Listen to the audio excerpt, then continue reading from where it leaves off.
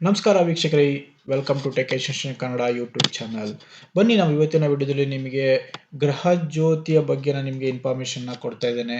ಯಾಕೆ ಅಂತಂದರೆ ಇವಾಗ ಲೇಟೆಸ್ಟ್ ಅಪ್ಡೇಟ್ ಏನಾಗಿದೆ ಅಂತಂದರೆ ಗೃಹಜ್ಯೋತಿ ಆಗಸ್ಟಿಂದ ನಮ್ಗೆ ಏನು ಕರೆಂಟ್ ಬಿಲ್ ಬರುತ್ತೆ ಅಂದ್ಕೊಂಡಿದ್ದೀರೋ ಅವರಿಗೆಲ್ಲ ಬಿಗ್ ಶಾಕ್ ಅಂತಲೇ ಹೇಳ್ಬೋದು. ಯಾಕಂದರೆ ಸುಮಾರು 10 ಕೋಟಿ ಮನೆಗಳಿಗೆ ಉಚಿತ ವಿದ್ಯುತ್ ನಿಮಗೆ ಸಿಗಲ್ಲ. ನೀವು ಬಿಲ್ಲನ್ನು ನೀವು ಕಟ್ಟಲೇಬೇಕಾಗುತ್ತೆ. ಯಾಕೆ ಅಂತ ಹೇಳಿ ನಾನು ನಿಮಗೆ ಈ ವಿಡಿಯೋದಲ್ಲಿ ತಿಳಿಸ್ಕೊಡ್ತೇನೆ. ಹಾಗೆ ಈ 1/2 ಕೋಟಿ ಮನೆಗಳಲ್ಲಿ ನಿಮ್ಮ ಮನೆನೂ ಏನಾದರೂ ಇದೆಯಾ? ನೀವು ಏನಾದರೂ ಇದರಲ್ಲಿ ಇದ್ದೀರಾ?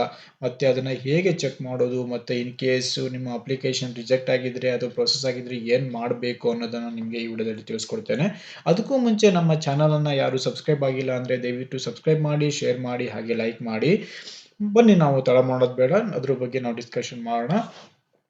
ಇವಾಗ ಈಗಾಗಲೇ ಲೇಟೆಸ್ಟ್ ಆಗಿ ಅಪ್ಡೇಟ್ ಆಗಿರುವಂತಹ ನ್ಯೂಸ್ ಏನು ಅಂತ ಹೇಳಿದ್ರೆ ಸುಮಾರು 1/2 ಕೋಟಿ ಮನೆಗಳಿಗೆ ಫ್ರೀ ಕರೆಂಟ್ ಇಲ್ಲ ಅಂತ ಹೇಳಿ ಹೇಳ್ತಾ ಇದ್ದಾರೆ.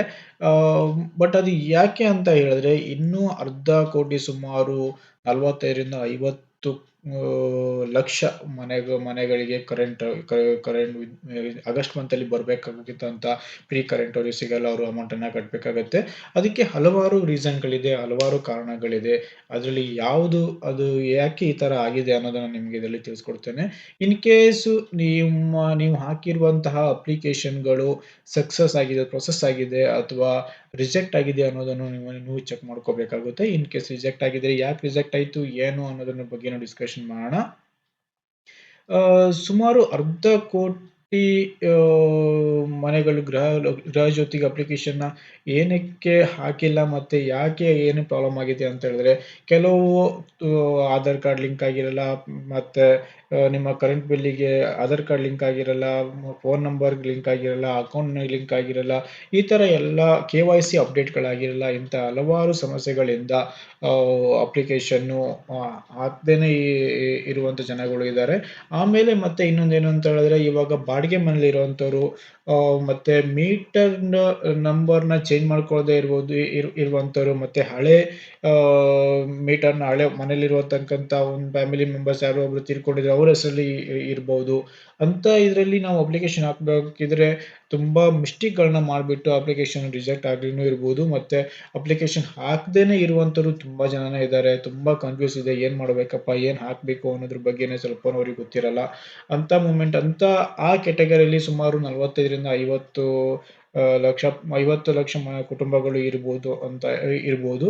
ಅವು ಅಂತವರಿಗೆ ನಿಮ್ಗೆ ಯಾವುದೇ ರೀತಿಯ ಕರೆಂಟ್ ಸಹ ನಿಮ್ಗೆ ಸಿಗಲ್ಲ. ನೀವು ಅಮೌಂಟ್ ಅನ್ನ ಕಟ್ಟಬೇಕಾಗತ್ತೆ.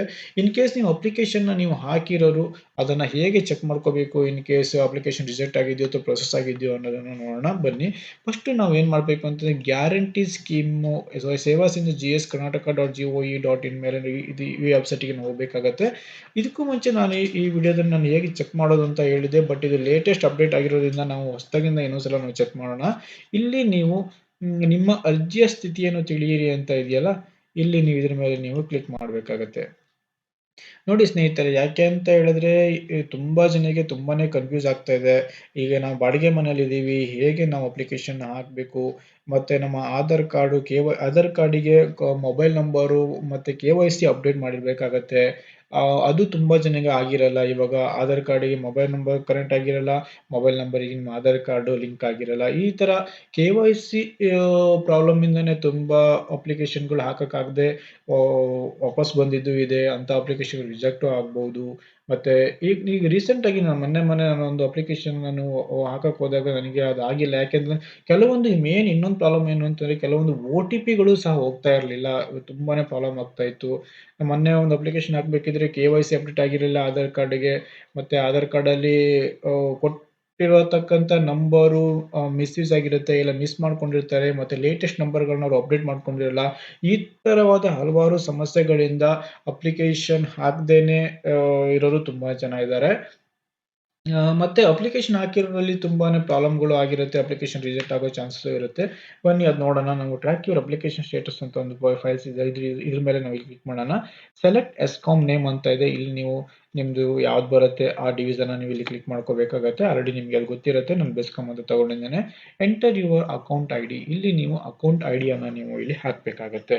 ನೋಡಿ, ಇಲ್ಲಿ ನಾನು ನಿಮಗೆ ಅಕೌಂಟ್ ಐ ಡಿಯನ್ನು ಹಾಕಿದ್ದೇನೆ. ಅಕೌಂಟ್ ಐ ಡಿ ಅಂತ ಹೇಳಿದ್ರೆ ನಿಮ್ಮ ಮೀಟರ್ ನಂಬರು, ನಿಮ್ಮ ಖಾತೆ ಸಂಖ್ಯೆ, ನಿಮ್ಮ ಕರೆಂಟ್ ಬಿಲ್ಲಲ್ಲಿ ಇರತಕ್ಕಂಥ ಅಕೌಂಟ್ ಐ ಡಿ ಅಥವಾ ಖಾತೆ ಸಂಖ್ಯೆ ಏನಿದ್ರೆ ಅದನ್ನ ಇಲ್ಲಿ ಹಾಕಬೇಕಾಗತ್ತೆ. ಹಾಕ್ಬಿಟ್ಟು ನೀವು ಇಲ್ಲಿ ಚೆಕ್ ಸ್ಟೇಟಸ್ ಅಂತ ನೀವು ಕೊಡಬೇಕಾಗತ್ತೆ. ನೋಡಿ, ಚೆಕ್ ಸ್ಟೇಟಸ್ ಅಂತ ಕೊಟ್ಟಾಗ ನಿಮಗೆ application reference number, account I D, registration date, ನೀವು ಯಾವಾಗ ರಿಜಿಸ್ಟ್ರೇಷನ್ ಮಾಡಿರೋದು ಮತ್ತು ಯಾವ ಸಮಯದಲ್ಲಿ ನೀವು ರಿಜಿಸ್ಟ್ರೇಷನ್ ಮಾಡಿದ್ದು ಅಂತ ನಿಮಗೆ ಇಲ್ಲಿ ತೋರಿಸುತ್ತೆ. ಆಮೇಲೆ ಸ್ಟೇಟಸ್ ಏನಿದೆ, your application for Gruhajyothi scheme is received and sent to the HESCOM for processing ಅಂತ ನಿಮಗೆ ಇಲ್ಲಿ ತೋರಿಸ್ತಾನೆ ಇದೆ.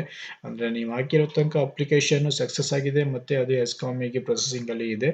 ಅಂದರೆ ನಿಮಗೆ ಈ ಥರ ನಿಮಗೆ ಮೆಸೇಜ್ ಬಂತು ಅಂತ ಹೇಳಿದ್ರೆ, ನಿಮಗೆ ಆಗಸ್ಟ್ ಮಂತಲ್ಲಿ ನಿಮಗೆ ಏನು ಕರೆಂಟ್ ಬಿಲ್ ಬರುತ್ತಲ್ಲ ನಿಮಗೆ, ಅಂದರೆ ಈ ಜುಲೈ ಮಂತಿನ ಕರೆಂಟ್ ಬಿಲ್ಲು ಆಗಸ್ಟ್ ಸ್ಟಾರ್ಟಿಂಗಲ್ಲಿ ನಿಮಗೆ ಬರುತ್ತೆ, ಫಸ್ಟ್ ವೀಕಲ್ಲಿ.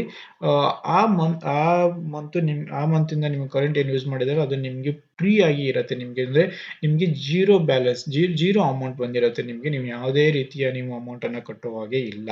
ಇನ್ ಕೇಸ್ ನಿಮ್ಗೆ ಈ ಥರ ಬಂದಿಲ್ಲ ಅಂತ ಹೇಳಿದ್ರೆ, ನೀವು ನಿಮ್ಮ ಅಪ್ಲಿಕೇಶನ್ ಪ್ರಾಬ್ಲಮ್ ಆಗಿದೆ, ಇಲ್ಲ ಅಂತಂದರೆ ಲಿಂಕ್ ಮಾಡುವಾಗ ನಿಮ್ಮ ಆಧಾರ್ ಕಾರ್ಡ್ ಲಿಂಕ್ ಆಗಿರಲ್ಲ, ಇಲ್ಲ ಅಂತ ನಿಮ್ಮ ಮೊಬೈಲ್ ನಂಬರ್ ಲಿಂಕ್ ಆಗಿರಲ್ಲ, ಮತ್ತು KYCಗಳು ಅಪ್ಡೇಟ್ ಆಗಿರಲ್ಲ, ಇದನ್ನೆಲ್ಲ ನೀವು ಚೆಕ್ ಮಾಡ್ಕೋಬೇಕಾಗತ್ತೆ. ಇನ್ ಕೇಸ್ ಆಗಿಲ್ಲ ಅಂತಂದರೆ ನೀವು ನೆಕ್ಸ್ಟ್ ಏನು ಮಾಡಬೇಕು ಅಂತ ಹೇಳಿದ್ರೆ ಮತ್ತೆ ಅಪ್ಲಿಕೇಶನ್ ನೀವು ಹಾಕಬೇಕಾಗತ್ತೆ. ಯಾಕೆಂದರೆ ನಿಮಗೆ ಇವಾಗ ಲಾಸ್ಟ್ ಡೇಟ್ ಬಂದು 27th ಅಂತ ಹೇಳ್ತಾ ಇದ್ದಾರೆ. ಬಟ್ ನಿಮಗೆ ಎಕ್ಸ್ಟೆಂಡು ಸಹ ಮಾಡ್ಬೋದು ಅವರು. ಯಾಕೆಂತಂದರೆ 27th ಒಳಗಡೆ ನೀವು ಅಪ್ಲಿಕೇಶನ್ ಹಾಕಿದರೆ ನಿಮಗೆ ಆಗಸ್ಟ್ ಮಂತಲ್ಲಿ ಬರೋ ಬಿಲ್ಲು ನಿಮಗೆ ಫ್ರೀ ಇರುತ್ತೆ.